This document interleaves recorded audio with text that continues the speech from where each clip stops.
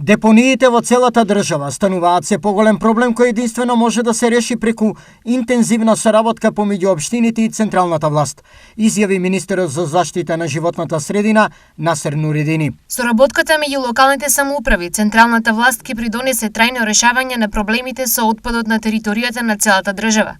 Работиме и на организирано собирање и управување со отпадот на територијата на целата држава.